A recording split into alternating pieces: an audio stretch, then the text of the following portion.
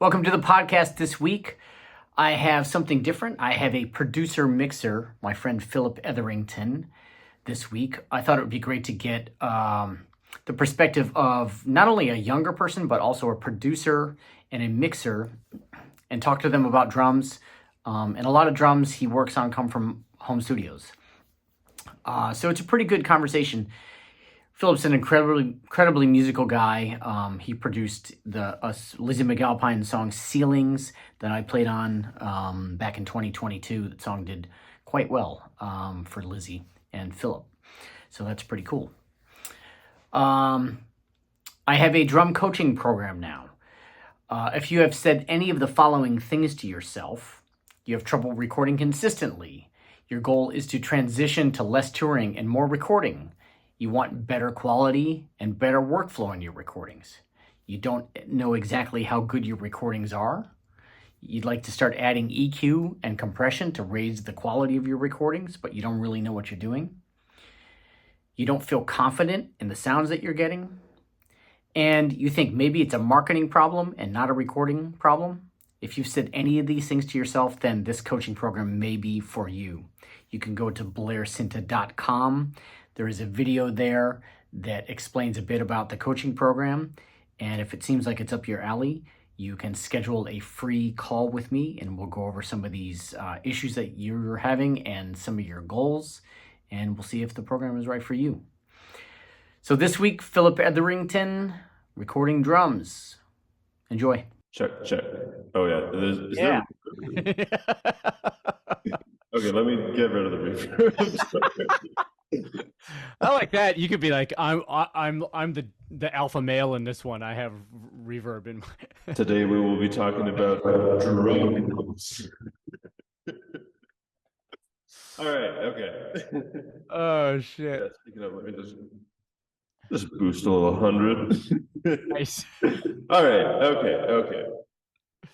All right, and it's compressed now too. How's that? Oh wait, it's flipping. Oh, the verb is still there though. Oh, it is. Yes, it's like gated. It's kind of awesome. 65, and they sound fucking great because they kind of can do a lot of things. They can do like they can kind of sound vintagey or modern, Right. because they're just like warm sounding drums. So no, the mahogany thing is technically it's warmer and like a softer sound, but it's not like that big a deal. I don't think. Yeah. I mean, it's funny, even like, I'm a guitarist and, I can nerd out about guitars, but there is like this sort of, somebody who records a lot. I Yeah. mean, there's like this reality that sets in that like you can pay, a few $1,000s more to have the wood do what a little high shelf would maybe do for you. Right. Exactly. Like if you have an old Gibson acoustic and it sounds like a 60s Gibson, which is amazing, but it's definitely not like a fucking, I don't know, Ed Sheeran sounding guitar. Right. Some high-end the right EQ will do a lot to it. Right. Yeah. Yeah. I mean, yeah, the source is only one piece of the chain. I mean, it's the most important Super part of the important. chain. But yeah. Yeah. Because if it's a piece of total dog shit, then it's hard to EQ. But if it's a good instrument.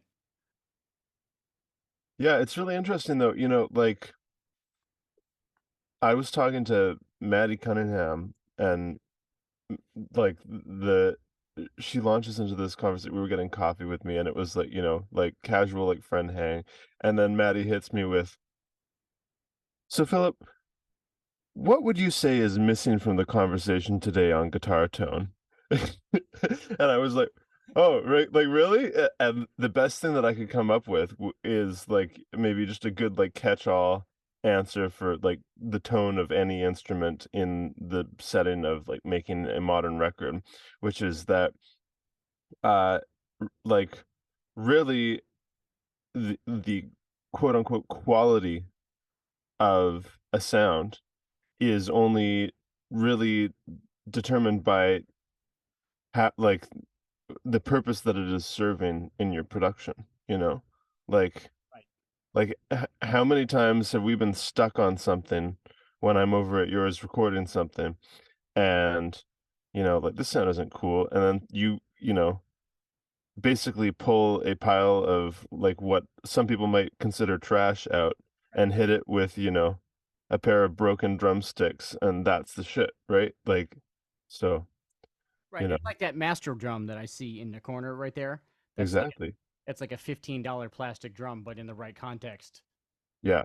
That's that's that's a sound that you can't make. Yeah. It's like a nice drum. Right.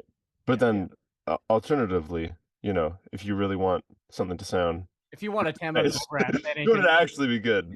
you're not gonna use that on an AC/DC record. Yeah. Right, exactly. um, Yeah. yeah. So I would just to circle back. I would look for something in that. And if you want to go to Pro Drum someday and like look at shit, I'm happy to do that. Oh, dude, I'll take you up on that. When are you free? Maybe next week. Sick. Yeah. Um. So here's a question for you. So when we met, it was during the pandemic, and it was through Aaron Right. Ebbage. I'll say his last name, since for Yeah, purposes. give him the cred. Yeah. Um. And when we worked, it was online because it was in the pandemic, and you still lived in Boston, Boston, yeah. right? Right. Um. And now you're here in LA. You've been here a few years, and you like, from what I see, you do a lot of like live sessions, or at least are trying to do that. And I think it's interesting, especially as a young producer. You're the one of the youngest people I work with, but you're still well, from what I see, you still value really trying to get people in the room as opposed to remote recording. So what are the pros and cons of that for you as a producer? And it could that, we're obviously we're talking about drums. You can take that to anything. Yeah. Man, it's funny. Drums are the biggest part of that for me. And I mean, part of that is being, a guitarist, and like it's really like, I can fudge out whatever guitar parts I want at home. I can fudge out whatever bass stuff that I want at home.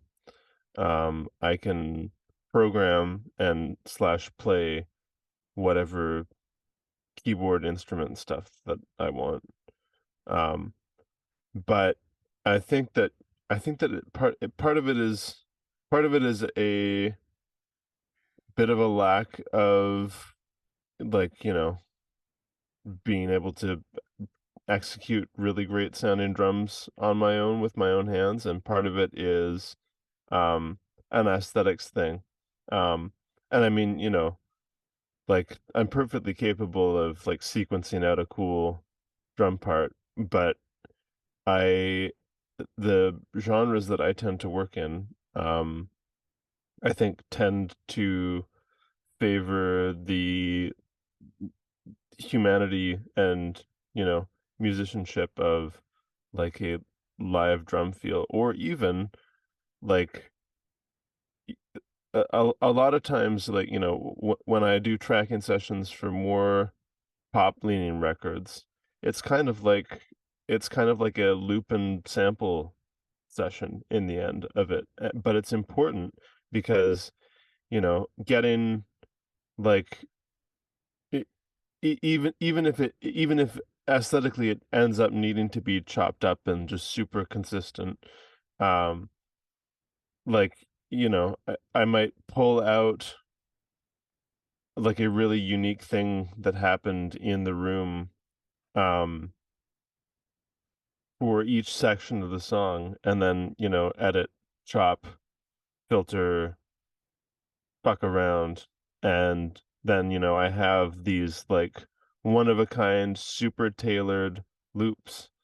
Um, and then on the other end of it, it's just sort of like, I might spend like it, and I mean, I say this because I used to. I might spend like, you know, 15, well, not 15, but like 10 hours working on like trying to program a drum part so it feels real, and like messing around with like all of the different like hi-hat layers and addictive drums, trying to get like, oh, maybe it'd be like a little bit more open there, and then it's like, well, like I don't know, like Right. maybe it wouldn't. Right. um and like, and then a really great player can play it down in one take and have something that feels like way better right off the bat. So there's a convenience to it.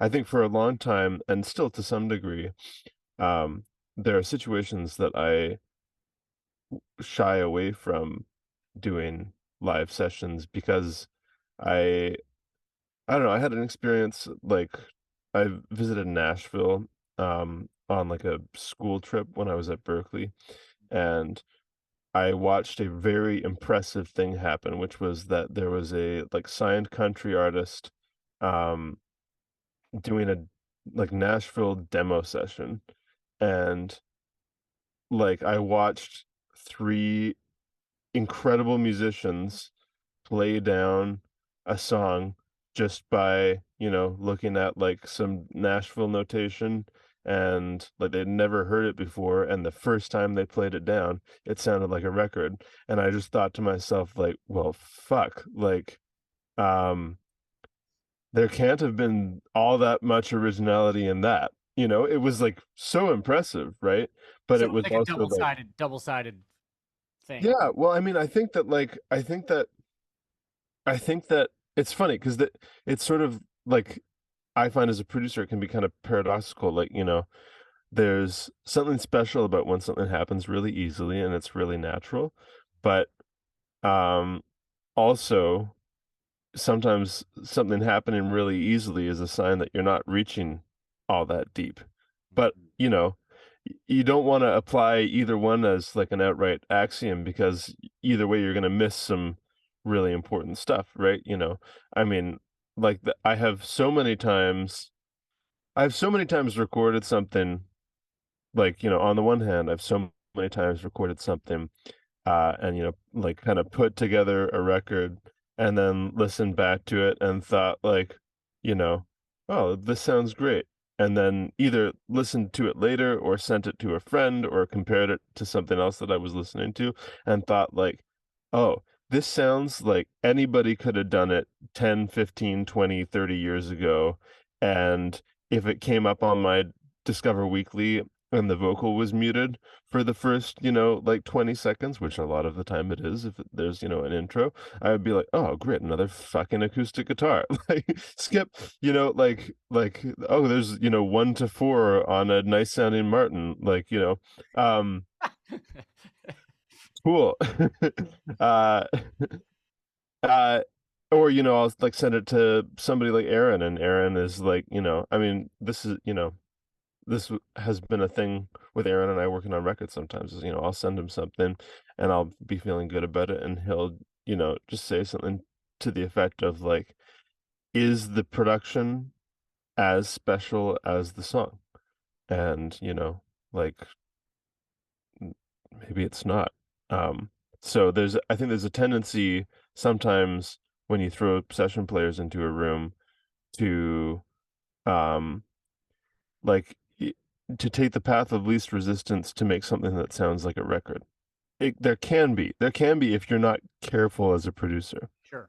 Um, but on the other hand, I've sent Aaron lots of stuff that he's come back saying, like man, like what is like the least that you could do that would make this work? Because I don't think that the song needs all the help that you're trying to give it in the production, and maybe you're overshadowing something. Or, you know, there's a humanity to like the way that, an artist plays something, just them and their guitar, or just them and their band, or, just them and some really great musicians around them. Right. And, like that can be glossed over sometimes, It's not like you don't like, I don't know, put on your old like folk records or, you know, Yeah. whatever and listen to them and think like, wow, this is great. It is great. And there's no reason that it can't still be great. But on the contrary, on the contrary to the comment about session players having a tendency to, if not directed, and also if the atmosphere isn't that inspiring, basically if you're not doing your job right as a producer, Yeah. to play down a record in, the simplest form that will make it sound like a record. Um, there's something really special about the like combining instincts of great musicians and, letting them feed off of each other, and also like as a producer, like taking your ego out of something. And are you familiar with the shit filter concept? No. This is so great. Okay. And I know I'm all over the place, and I hope this No, isn't this too is good. I'm difficult. trying to stockpile everything that you're saying because I have like 10 questions, but go. Sure. The shit filter concept, uh, this is something that was one of my professors talked about this, Joe Carrier. Uh, and the shit filter concept is the idea that if you have your shit filter set too high, uh, like you're saying that's shit to everything that's coming up. You're, And if you you're stifling exactly. creativity. Yeah, and if you have your shit filter set too low, then you're making shit and you're not aware of it. But I like my take on that is that like as a producer in the modern sense where you're really hands-on in recording the music, um, there are kind of two personas that you have to have. And one of them is the like artist producer persona, and that's, the throwing out the wacky ideas, the like letting chaos happen, and the, like whether you're working on your own or whether you're letting somebody else's chaos happen, or whether you're letting Blair, mess around with an idea that you don't quite believe in yet, but he's excited about it. And maybe it's going to lead somewhere where you're not sure of, or that you would never have thought of. I mean, um, there's that persona. There's, the like the messing around with sloppy, crazy guitar sounds and synth sounds and recording them in, and like just kind of going off of your feelings. And then there's the artist producer persona, and then there's the editor slash A&R guy slash critic producer persona. And to me, and that's the guy who's saying, like, wow, that was a sloppy drum fill, or like, these sounds aren't all that special, or um like I'm not sure that the energy is right in the bridge yet, or like it's not reaching high enough, or um like this sounds too much like this other record, or um you know like, are the kids really gonna buy this?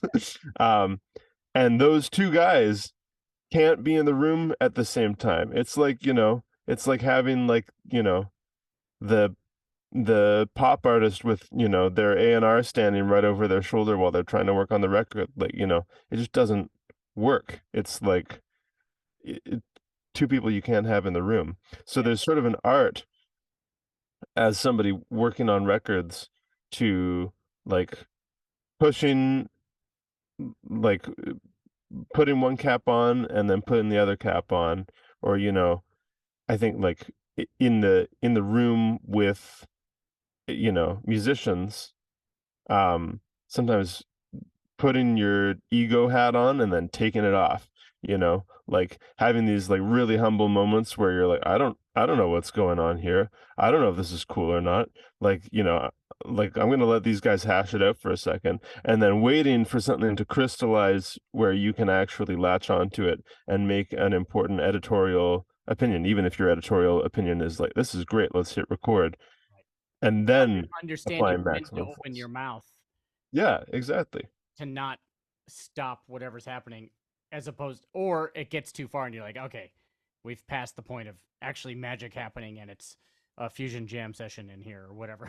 Exactly. Yeah, but but that experience of watching something materialize in a way that you don't expect it, and then, like, and then harnessing the energy and steering it into something that you think is going to serve whatever your goals are in producing that record. Um, that is something, that's an experience that you just can't recreate i- Okay, so on your own, so I mean, it basically sounds like you're saying you'd much rather have people in your room because you welcome what happens with musicians. At least to get a foundation. I think it's a mixed bag. I think it depends on the record, and also it can depend on you know, like the the superficial goals of the artist, you know. I mean, I don't mean superficial in a bad sense. I mean, you know, beyond the goals beyond just making a song, you know, like um Right, really, what the artist and the song want for that particular thing. Like maybe it's supposed to be programmed, or maybe it's supposed to be just a single loop or something. yeah, and also I mean the preferences about the process and the, you know, the ideas about, and you know what, like how the artist works best, you know, even if like even like I mean I work with artists that are, you know, like very patient, and I work with artists that are not very patient, and the not very patient ones love to watch something come together really quickly. Hmm. And it's like, you know, like playing all the instruments at once is obviously faster than playing them one at a time. Yeah, But so I mean, yeah, sometimes like I'd say probably half the time. it really just depends on what Yeah. it is. Okay. Yeah. Yeah.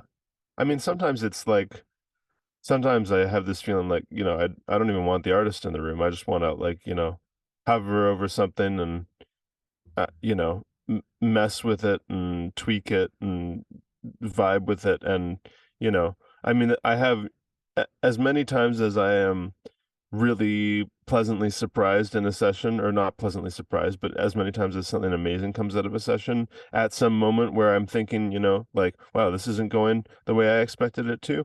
Um, as many times as that it there's like a like, okay, yeah, like let's shape this, you guys know what to do, like, and then it just happens.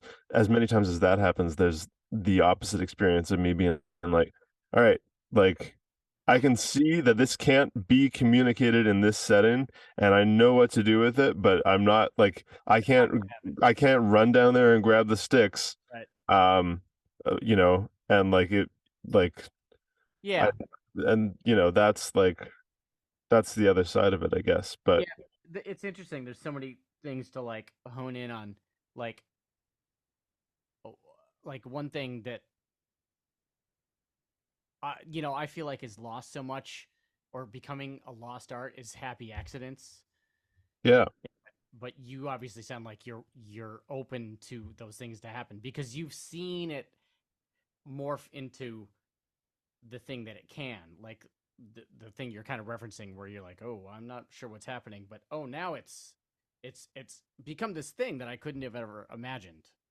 yeah. I mean, I think that part of that actually comes from, or but like part of that mentality actually comes from uh my experience and process of working on music on my own in a vacuum, which is that um, I think a lot of times my best ideas come from play and happy accidents, or like I don't know. I need to get back into this habit. I haven't really done this in a while. Like when I was doing less production for artists and more just like, you know, like beat making sort of in my earlier days.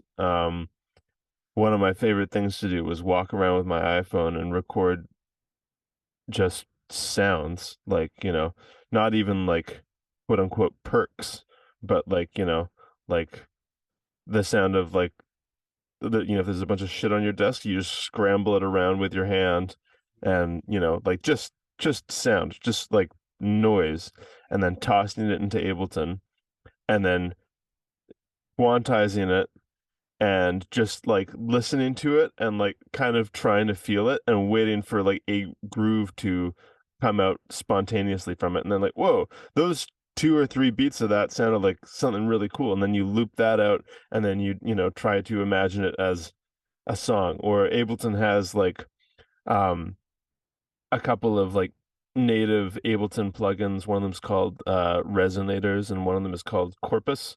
And they like, you know, will add pitch to something, and then suddenly, you know, it sound like, you know, the shit on your desk sounds like somebody playing a mallet instrument, and there's a pitch to it, and then, you know, then you commit that and pitch it around and like, whoa, there's a hook.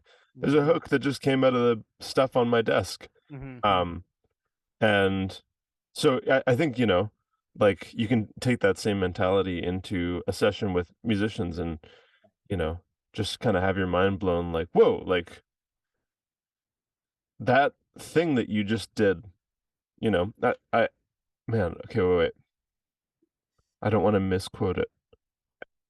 I think Michael League from Snarky Puppy said something about how his favorite compositional ideas that he's had are have come sometimes from like being in the supermarket and hearing a sound, like hearing a song playing, but the noise floor of the supermarket is high enough that you can't actually really make it out. So you hear a melody and you imagine it in like, either against different chords or like, set in the bar differently.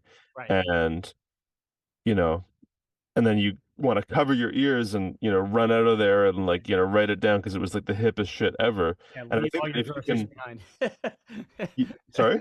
I said, leave all your groceries behind. Exactly. Yeah, leave the eggs all over the floor and run out. And I think that the same thing can be true in sessions where, if you can, it takes a lot of like almost like meditative mental strength sometimes to be like, whoa, like what was that? And like to keep hearing it in your head and then figure out how to recreate it.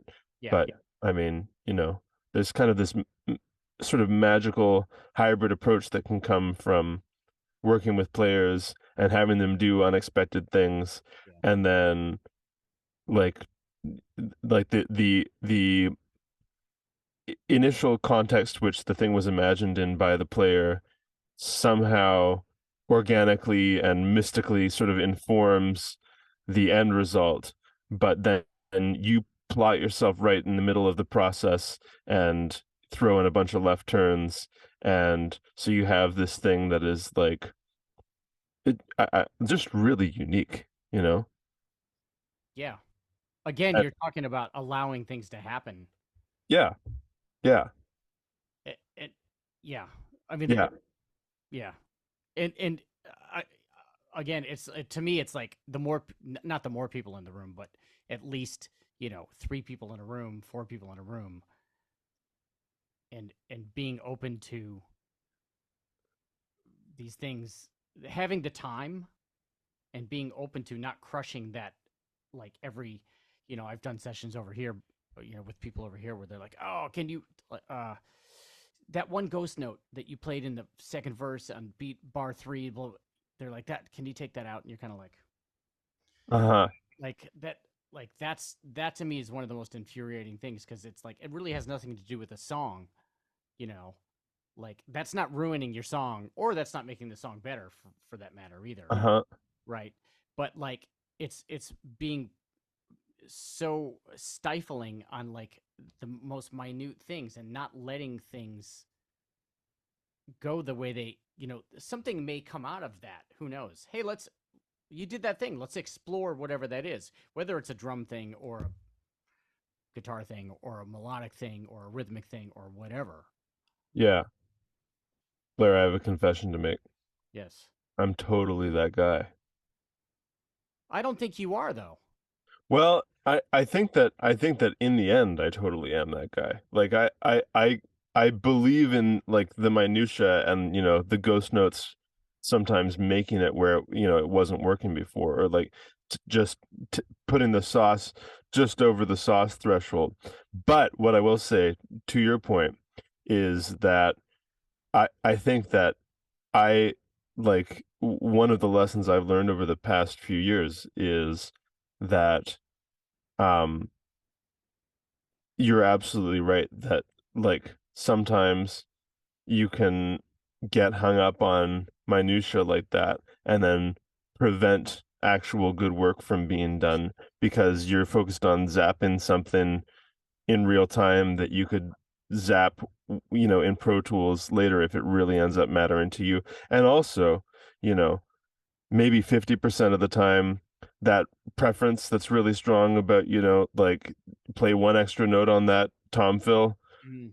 um half the time maybe you're gonna stick to it later, and half the time you're gonna be like, Right. you know what?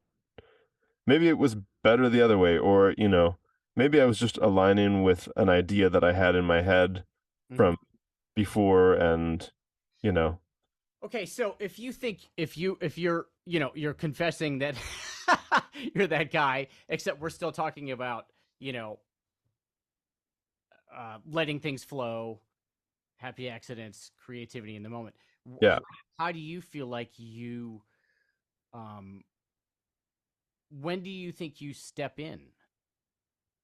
And it doesn't again, not just drums, but when do you think, your shit factor that you're talking about, where is that for you? Is it just depend on the moment, or do you feel like there might be a moment where things are getting away, I you know? think I think honestly that is one of the hardest things to be consistently right about. And, also partially, I mean, largely because how would you ever define whether or not you are making the right call? It's all subjective. But I think that I don't know, I like to say about producing that, like you you have to sort of have all of the confidence that you know exactly like what's cool and what sounds good and what feels good and what's appropriate for the song, and be absolutely sure of it, and then have like all of the like humility to like to be like I like to be plowing like full force ahead with something like,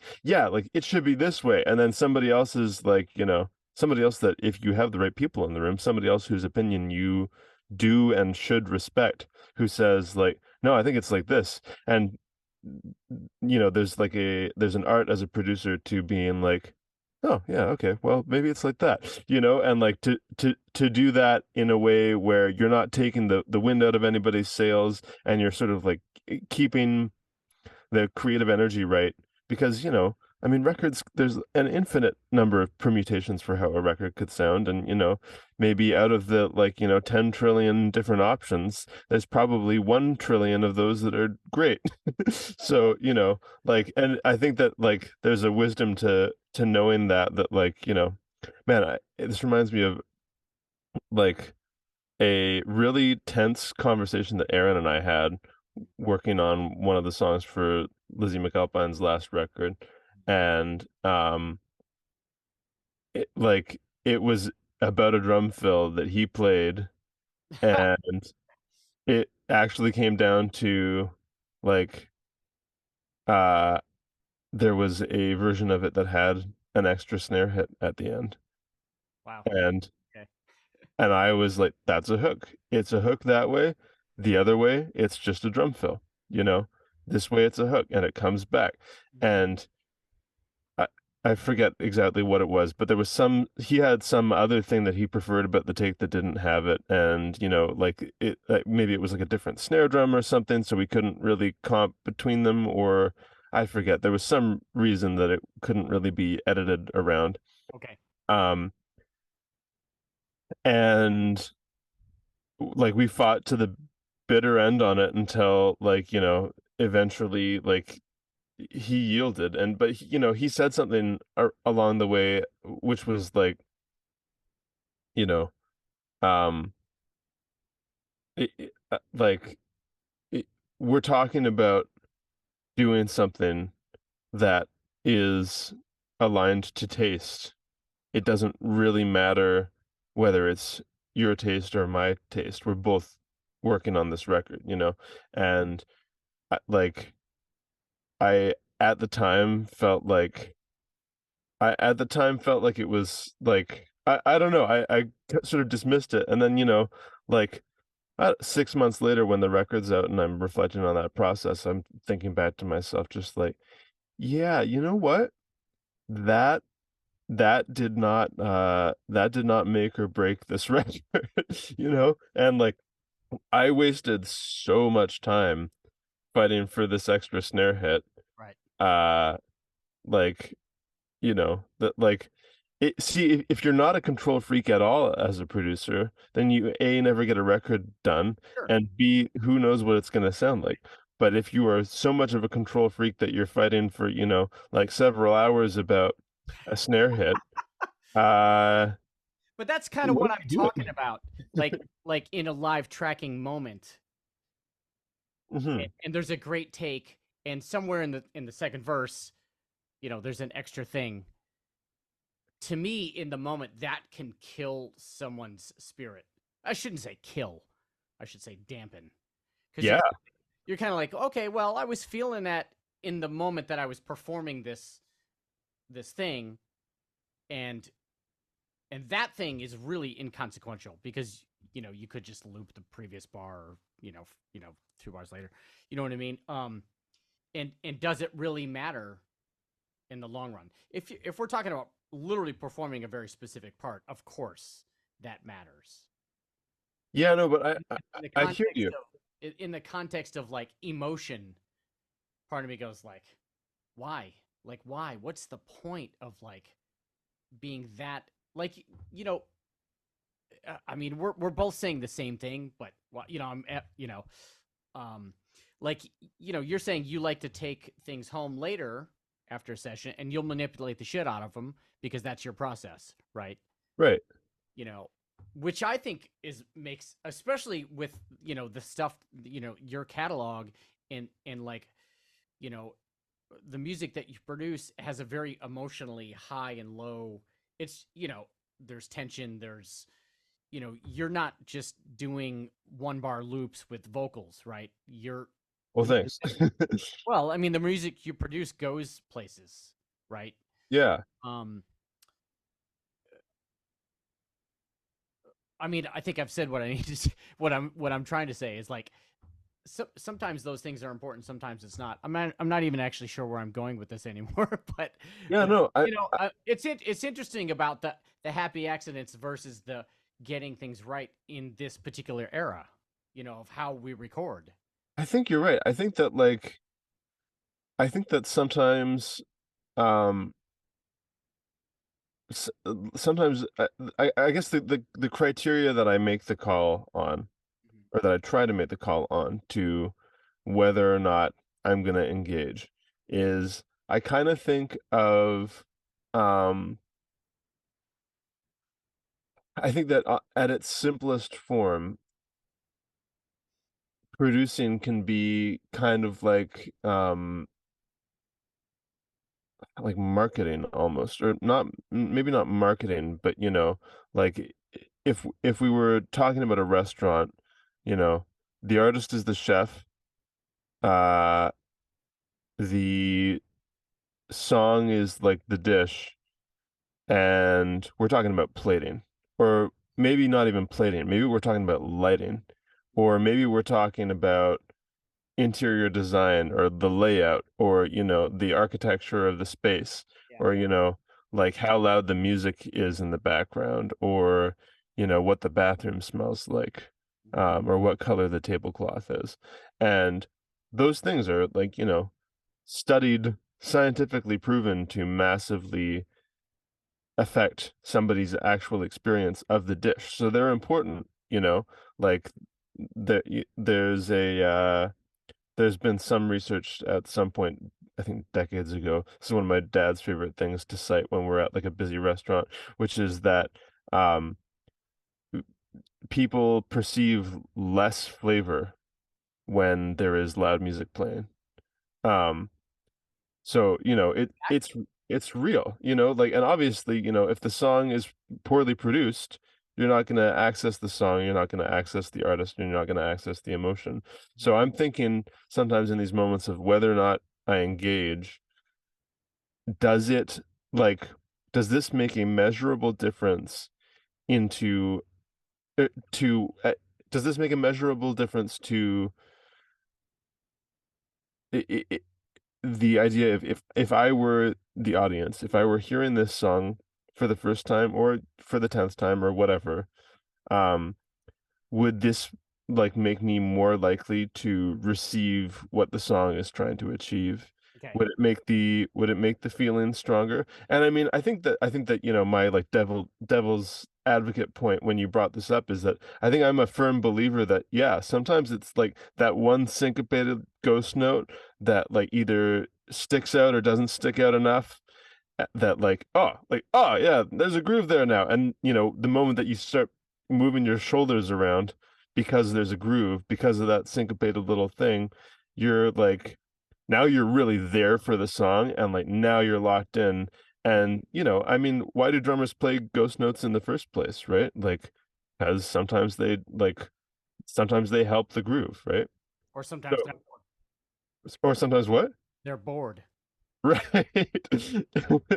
Um, so, why do drummers sometimes not play ghost notes? I don't know. I think I'm backwards, Yeah, but yeah. It's like I don't, I'm not trying to beat a dead horse. It's just, um, and I was at this point, it sounds like I have a grudge against something, but like, but it's really to me, it's really about spontaneity, and like the whole point, which I think, I, you're just, it just. I mean, part of the angle of the conversation that I'm just really was curious about that I think you've answered is um for me at this point, especially because of the pandemic and things, doing tracks by myself gets really boring and sterile. yeah, I was asked a handful of weeks ago, "Hey, do a I was sent two songs and like, hey, we don't want this like super straight ahead. Do your best, Stuart Copeland, go crazy, like, just like make it exciting. We don't want it to sound like a singer songwriter, quote unquote." right. Um, and I did a few takes, and it started to like over the takes, I started to take it more out, but I would come back and I would listen to that, and I was like, I can't send this to someone to listen to later. Like if they were in the room watching me do it or hearing it happen as we were doing it, it would make a whole lot of sense. But for me to send this as an MP3 to go like, "Hey, is this the take?" It made no sense to me. I Uh-huh. I ended up going with this kind of simple version, and Right. it ended up flying. They and the funny thing is they ended up saying like, "Hey, we're not going to do live drums on this album. We're gonna program everything," which was Oh. super ironic, right? But Yeah. that was my feeling doing it, and I was like, it just drives me up the wall playing by myself, looking for things that could be super creative, where someone like you goes, "Yeah, whatever that fucking metal thing is, you just pulled that out. That's that's great," or actually, "Nice." That sucks, thanks. Uh-huh. But it's all those things that I just love being in a room and wait and having the opportunity to look for those things with other people in the room. You know what I mean? Yeah, I think that like uh, I don't know, like working creatively on your own, having such limited input, Mhm. like the only way that you kind of really can ultimately avoid ruts is by, you know, engaging with other minds, Yeah. Um, yeah, and I think that like I think that just to the point that you were making about harping over insignificant details. Um, I think that you're right that when working in a room with other musicians, the priority is to engage everybody creatively to the fullest potential. And ultimately, it's pretty much always a losing trade-off to choose a a detail that isn't really going to move the needle over the opportunity to really explore, and also to keep somebody feeling like they have some kind of ownership over what they're doing. Because, I don't know, like it's kind of like how people, like it or not, tend to do better work if they know that their name is going to be really visible on something. Like the flip side of that is if they really feel like they were making decisions on something, you know, they're Or gonna at least in that moment that yeah, sort of creativity is valued yeah. I mean, I instead have a of thing sometimes when I'm working on like mixes, where I get to a point of, it's like revision number 6 and like, you know, and like we're just fucking up the low end more and more and more. Oh, I want more low end. Like, okay, like stop listening on your iPhone. um, and it's like, I have no idea how you could be wanting more low end, but at some point I just start to feel like, okay, like we're like now you're mixing it, you know? Like Mhm. I mixed it, I made your tweaks, and now we are veering into a territory of like things that I would never do. This is still your record. I'm still being paid by you. I still support you as, an individual on the pursuit of like, I guess a really fucking bass heavy mix. But um, like, but at this point, you're gonna say more low end. I'm just gonna keep pushing the low end up. But like, It's but not I, going to work anymore. yeah, exactly. And more importantly, I think it's like I can't get behind it because I don't understand the vision, and Right. I don't feel like I know like I don't feel like I know like what the missing component is. On the other hand, sometimes it's like, sometimes there's a note which is like, add more low end, Mhm. uh maybe that the note comes across that simply, but what it actually means is like uh carve out some of the low end here and put some more here, or like, or I want more kick drum, Mhm. or I want more bass, and the kick is fighting the bass, or the guitars are somehow making the bass feel small because there's too much low end in them, or you know um So speaking of that, so let's say you receive drums from someone for whatever project or whatever. yeah. Is it better for you to have and again, this is very song or artist specific, but um did I say Pacific? Specific. Um uh to have things kind of super dialed and EQ'd and some compression and a like I like to I obviously EQ to taste, pick the right drums, but before I send to somebody, I want it pretty polished. You know what I mean? Yeah, Unless I know it's going to like Bob Clearmountain, which once in a while has happened, then I'm gonna be like, okay, I'm gonna get the best drum sounds I can and not fuck with it too much because sure. it's But are those kind of things helpful? And I also will like if I hear let's say reverb on a snare or delay off something, but I try to put those separately. Do you like those things coming to you, or is it almost easier for you to have it more in the zone but not necessarily refined? Man, I think, I always encourage people that I work with on, any level, whether somebody's sending me drums, or, like whether we're working on something in a room together, to execute to the fullest extent that they feel inspired to. Oh, Um, interesting. so That's some, a great quote right there. yeah, Fullest extent they feel inspired to. yeah, like, I think like what I want to avoid is somebody slapping their default sauce chain on something and then printing it that way. And then, I mean, like sometimes I get stems from drummers, and, they'll like have printed a bunch of really cool shit on it, but it is really not right for what I was planning on doing with it, or Right. I starts guess off. that's part of the point. Like oh, I hear this fucking whirl of drums and effects and all this shit happening, and then you're like, yeah, no, thanks.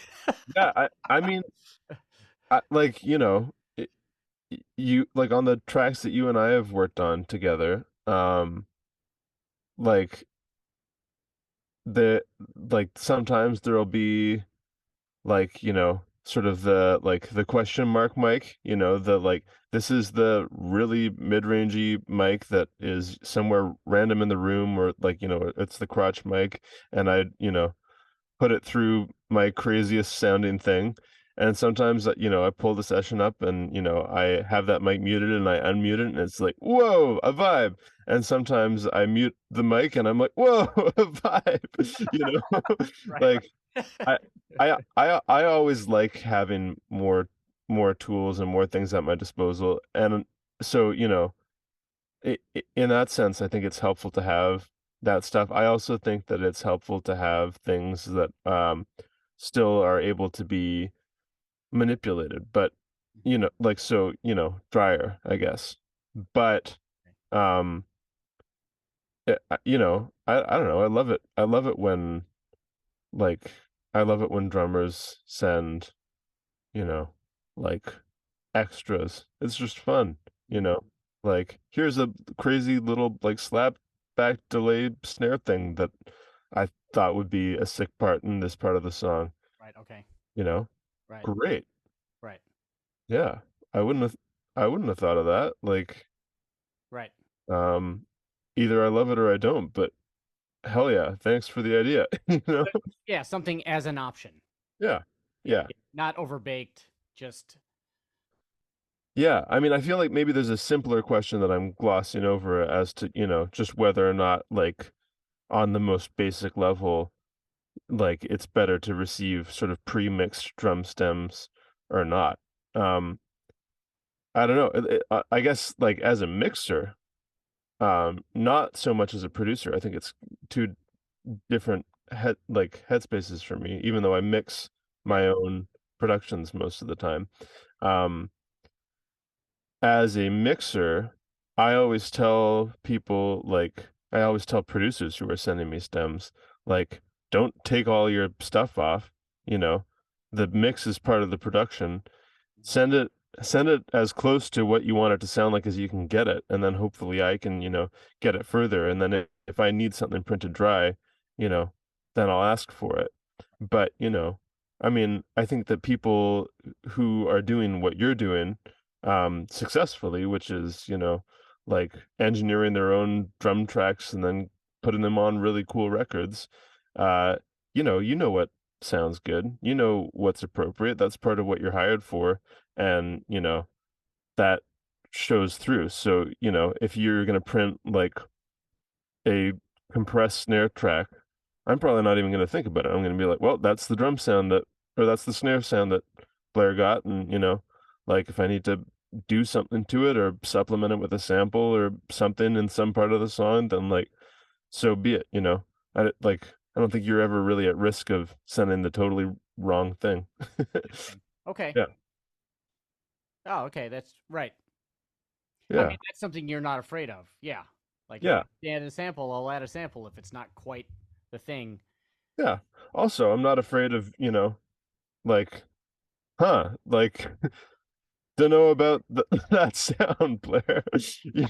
Yeah. Um, which is, I mean, like, I guess just sort of like I deal with the same thing as a producer. There's like you send a balance to a client, and sometimes it's there, sometimes it's not quite. And yeah, I don't know. I guess I would just go back to what I said at the beginning, which is just, I like people to do what they think they ought to do and make it sound how they think that it should sound, Mhm. and then I take it from there. And like, Right. I mean, if you were really bad at engineering, it'd be a different conversation. I think I'd be like, yeah, let's stick to three mics, and Right. I'm gonna come over and put them Fix up, the and you thing. don't move them. Yeah. Yeah, that's just, that's one of the questions I get, when I teach people is like, like that's the thing that, a lot of drummers are afraid of the most. They'll record themselves.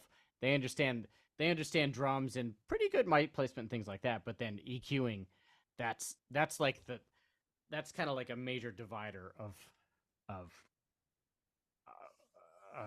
comfort level of getting in the game, really.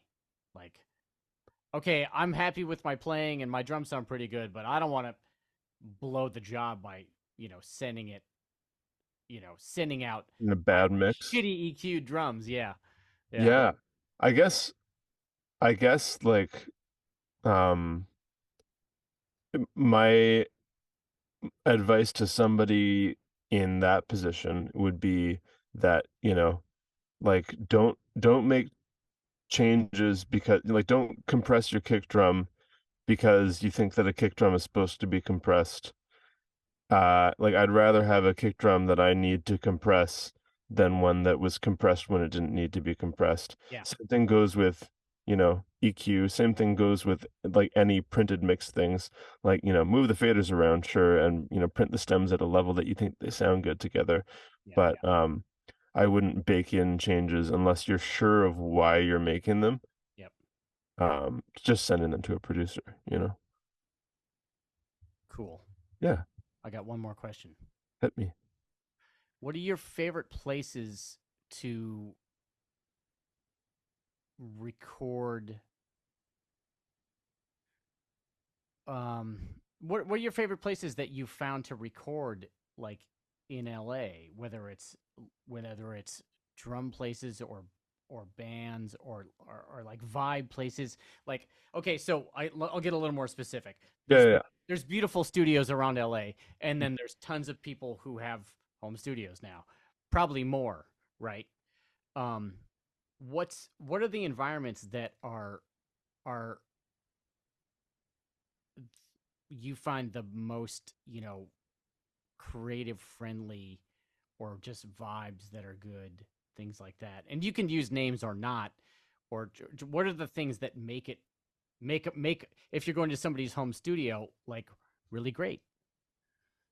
Okay. Yeah. Well, I love I love working with other musicians in their own spaces because, I mean, anybody anybody in this line of work can relate to the experience of, sitting down at somebody else's desk and being like, fuck, I don't know the controls. Like, Yeah. what is this trackball mouse or what is this Apple mouse? And like that is gonna be the thing that prevents you from working effectively. Right. And so similarly, like going over to your studio is a treat because you know what all the drums sound like, and hell, you even know what they're probably currently tuned like, and what's within arm's reach to achieve the sound that we're going after. Um, and so I get to experience your expertise in a way where I might not somewhere else. And I think that I tend to enjoy um, studios that are uh, sort of like just laid out with a similar sensibility, or I think it tends to be studios owned by producers. Barefoot was amazing while it was still around. I haven't worked in that many studios in LA, but my favorite are the ones that are owned by producers and there's instruments everywhere and there's characterful shit around. Uh, Lucy's Meat Market, um, and 64 Sound. Um, and I don't know, like your spot and Ryan Lerman's spot and Justin Glasgow's spot and like like and my spot, like I just like working in a space um where stuff can happen quickly and where there's options around. And I like the spaces that are like, not too pristine and in terms of, how stuff is organized. Places where you feel like it's okay for you to just pick something up and hit it or, like strum it and Yep. um Feels lived in. Feels like it's exactly. Because being used. Yeah. yeah, I mean like yeah, nobody's gonna like reach into the glass case to play, you know, The Stradivarius. Don't touch yeah, right. that. But if it's just sitting on the couch, then then it gets used on the record, and I Right. don't know, like that. So I guess that's my answer. Is just like I like working in kind of messy artistic spaces. Yep. Right. Interesting. Yep. I guess Yeah, it's funny. I'd never really so most of this podcast has always just been talking to drummers and things like that. So there's different kinds of, like, I hadn't actually thought of that question until just that moment of like, oh, someone else's perspective. Because, my room's small as shit. The it's like a number one only bathroom. Like, my chairs, like, there's a freaking cajon here to sit next to, and if there's something else, I'll get a drum thrown. And I'm always Right. self conscious about, like, okay, it's not the most comfortable place. I wish I could have a couch. Um, and there's a certain aspect of where that matters, you Yeah. know. Um, and then totally not on the other hand, Yeah. because in the end, it's about going for the music. But some places can be stifling and not creative, Yeah. especially when you go to somebody's home studio. I mean, I don't go to a lot of other home studios, right? It's either Pete Min's, Lucy's, or I haven't been to Justin's, but I've talked to Justin, and it's just. But there are rooms where I've been to where it's part of someone's house. It's just a room off to the side. It's not a separate thing, and it feels like, oh, it's gonna be loud. It's very clean in here. Uh-huh.